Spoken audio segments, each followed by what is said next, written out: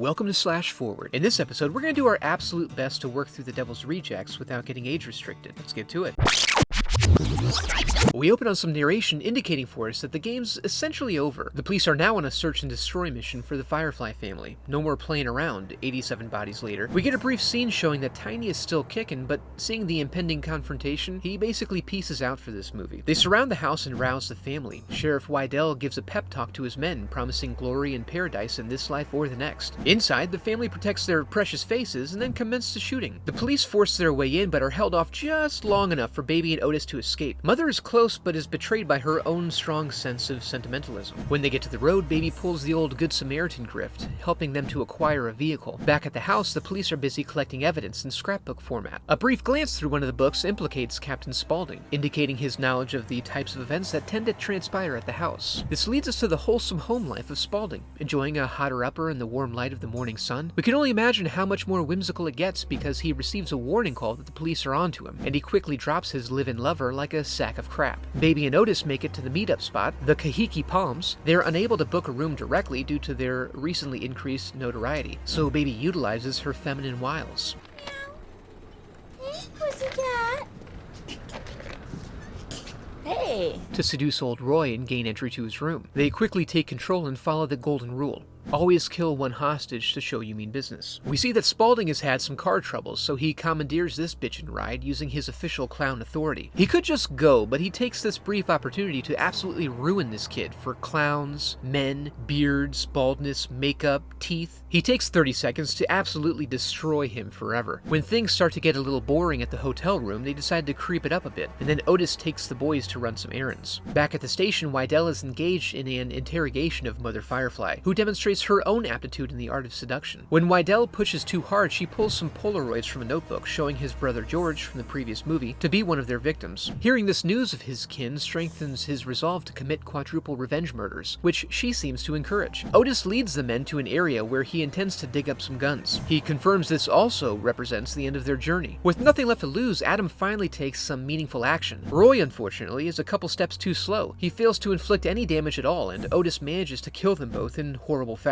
Back at the hotel, things similarly begin to fall apart. Baby does half the job of killing Gloria by putting a buck knife in her heart, and Gloria finishes it by pulling it out. I honestly can't stress enough how important it is to fight this instinct. Meanwhile, Wendy manages to get out and seeks help from a wayward clown, but gets a smear of pancake makeup instead. The police discover that Captain Spaulding is named after animal crackers from a Marx Brother movie, so they call in the Marx film scholar for help. He looks about exactly how you'd expect and confirms all the aliases are fashioned after Marx Brother characters. He then ridicules their lack of knowledge and gets run off due to negative comments he makes about Elvis Presley, although he really wasn't wrong. So I guess it's case closed or cracked open or something, I'm not really sure. This whole scene seems to be here for style purposes only. Back at the hotel, they've left Wendy alive for the maid to find in a classic prank fit for any YouTube prank channel. When she runs off and gets smeared in the road by a semi, it puts the police back on their trail. Wydell ultimately decides to solicit the help of some grimy-ass bounty hunters to help locate his prey. One fever dream later, and he's getting a phone call to let him know they have some legitimate leads already. So, good choice. This prompts Wydell to visit Mother in order to get this murder train rolling down the track. They have a conversation full of double entendres, but are clearly not on the same page since Mama's got her tongue flicking around like a lizard. But in response, Wydell only penetrates her with a massive Bowie knife. Meanwhile, the gang arrives at the quaintest of backwoods whorehouses where they meet Spaulding's brother Charlie. He comes across a little rough, but he's just playing around. He is so silly. After introductions, they finally get a chance to unwind a little. In between partying scenes, we get some shots of Wydell psyching himself up in front of a mirror, Travis Bickle style. The next morning, Charlie grabs some chicken for the evening's feast, but gets sidetracked on the way out. Wydell confirms the trio's presence at Charlie's establishment and charges him with making sure they remain there until midnight. He then joins his bounty hunters for a pre-bushwhacking cookout, but finds out they have little in common, and after several tense words, he goes ahead and heads out. That evening, Charlie and Spaulding reminisce about the good old days, and then we find them all in the process of making meaningful personal connections. As they reach peak comfort levels, the hunters infiltrate and initiate the Scorched Earth Protocol, killing innocents and letting nothing stand in the way of their goals. They get rounded up and Charlie leaves no doubt as to his involvement when he just stands around right in the middle of everything. Wydell ties them up at their house and makes a foolish attempt to shame them, as if they have any shame. When this fails, he still makes sure they feel it. They then have to sit there and wait for him to drink his courage, and when he's finally ready to get it up, he releases Baby and then sets the house aflame before giving chase. She makes it to the barn where she meets Charlie, who's decided it's not cool to be a human shit stain, but he fails to do much to help the overall situation. Wydell now has the upper hand and uses it to lay into Baby. He's just about to watch the lights go out when she's saved unexpectedly by Tiny. His character arc has led him to overcome his fear of his own burning home, as evidenced by his willingness to not only walk in and save the boys, but then walk back in as they drive off. You guys, he's come so far. On their way out of town, they run across a blockade. They decide to take it on head first, going out in a hail of bullets and being turned into a bloody mess. We end on a slow-mo forward charge that eliminates in a freeze frame, leaving us to wonder just how the hell we're gonna squeeze a trilogy out of this.